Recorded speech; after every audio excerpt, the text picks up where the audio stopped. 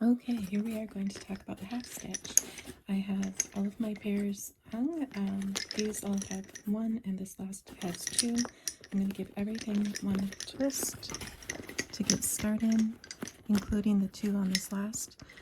And what we're going to do is, so it's 1, 2, 3, 4, 2 over 3, 2 and 4 over 1 and 3, and then this gets set to the side.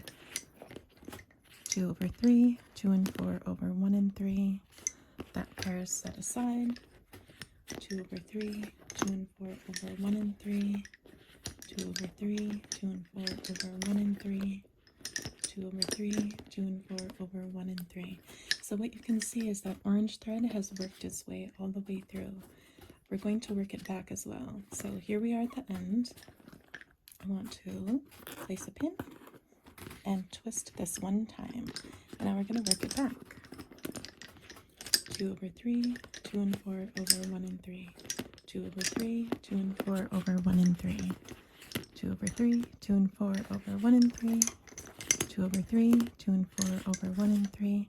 2 over 3, 2 and 4 over 1 and 3. And now the difference here with the half stitch is, place my pin, and this has a twist on it. The colors are going to change here. We're going to be using a different working pair as we go across. So this black pair is going to get worked in now. So it's 1, 2, 3, 4, 2 over 3, 2 and 4 over 1 and 3, 2 over 3, 2 and 4 over 1 and 3, 2 over 3, 2 and 4 over 1 and 3, 2 over 3, 2 and 4 over 1 and 3, and here we are at the end.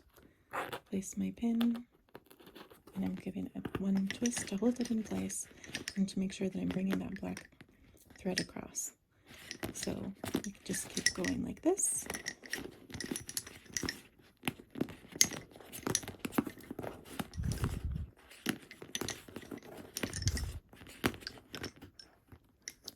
Place my pin, make sure it's twisted there like this, because I'm going to work the purple back now.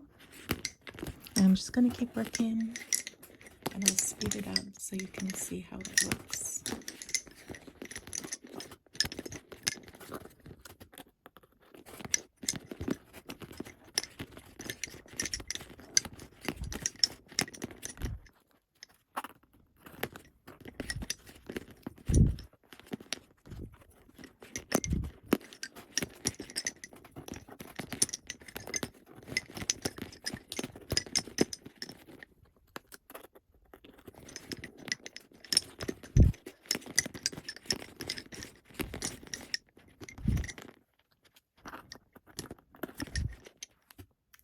So as you can see, the half stitch makes this pretty cross hatching, and it's really nice for groundwork. Give it a try. Let me know how it goes. Let me know if you have any questions, and thank you for watching. Bye!